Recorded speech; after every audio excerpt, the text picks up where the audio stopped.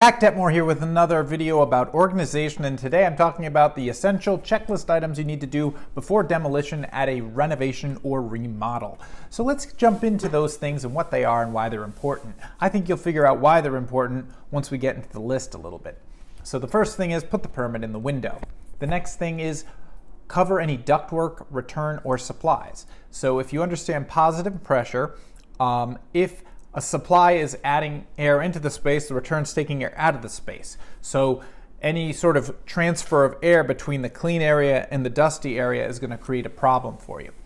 The next thing is place a filter over any ductwork that needs to be functioning during the renovation. So maybe you have a return inside your renovation area and you have no way of rerouting that or doing a temporary return and you need to keep the HVAC system functioning, then what you could do is put a very high quality filter over the return and then put a lot of tape around it to make sure no dust gets through or past that, and change that thing regularly. Okay, the next one is put a lockbox on the property. Pretty straightforward. Place job signs as needed. So we use a lot of signs not only in front of our client's house at the street, but also inside the job, saying things like there are pets in the house, these are the client's names, these are emergency contacts, etc. Cover all the floors that will be used. So we have two different types of flooring protection that need to go down, right? You have light duty flooring protection, for example, maybe going from the work site to the basement so the electrician and plumber have access to the mechanicals of the house. And you have heavy duty flooring protection, which may be in a historic house. You want to protect the floor from impact. That would be hardboard, ram board, stuff like that. Remove any wall hangings from the walls that could be damaged during demo. I've purchased people a lot of clocks, a lot of glass, a lot of framing when things aren't taken off on the opposite side of the wall you're working on. Just takes one hammer hit to dislodge it. Just remove everything, make that the client's responsibility. Build a dust wall. That one goes without saying. Install air scrubbers as needed. So we use air scrubbers basically to suck the dust out of the dirty side of the job and blow out clean air on the clean side of the job. So basically air in the room is being pulled into the construction site at all times as much as possible. Disconnect any appliances from plumbing. It's not the demolition contractor's job. Have your plumber remove a gas range, cap it, etc. Disconnect any plumbing fixtures, so toilets, tubs, sinks. That should be taken care of by a plumber and electrician. Have that stuff taken care of before your demo contractor arrives, because shutoffs often don't work. You want to plan ahead and have a professional look at that.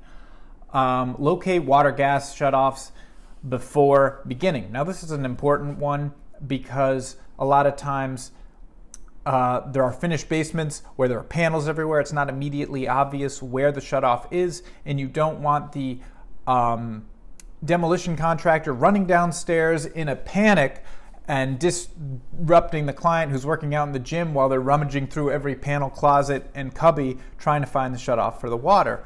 So just make sure it's clearly labeled by the GC before the demo contractor comes and show them where it is. Shut off any breakers or valves. If you can shut down the whole work area, that's great. Run an extension cord from something live. Then if something goes astray or there's a scary junction box in the ceiling that wasn't visible before, the people working in the area are safe. Same for water. If you can close down the whole bathroom, that's a great idea. If you have to close down the whole house, sometimes it's necessary. We work in a lot of houses that are built in like 1930 or 1890. They might have brass pipes in them, which break very easily. If I know there's brass present, I would rather shut down the whole house, be safe, do the demo, and then crack the valve slowly and check for leaks.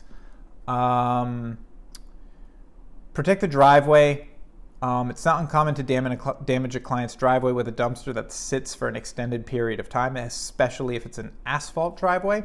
So what I like to do is 2 layers of 3/4 and 1 layer of 2x material that's approximately 12 by 4 feet, one in each corner of the dumpster.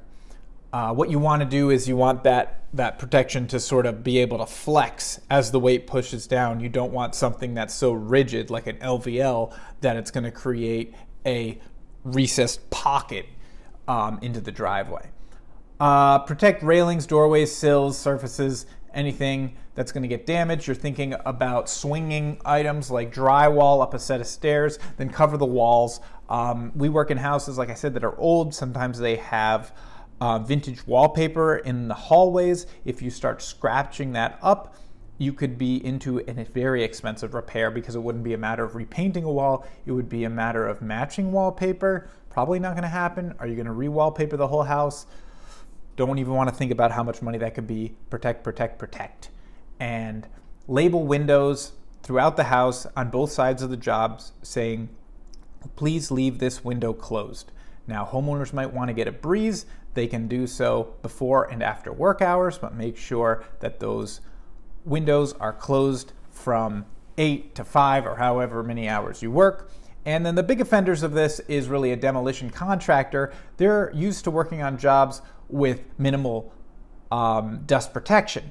So the first thing you want to do is open a window. But if you're doing dust protection like we are, then you're really going to want to keep those windows closed, because then you can control where air's flowing. So labeling windows on the construction side is very important to us. So that's a look at what it is. I'd love to see what you would add to that list or take away if it didn't apply. Leave a suggestion in the comments about that. And if you enjoy this type of organizational content, give me a subscribe, and I'll see you on the next video. Thanks for watching.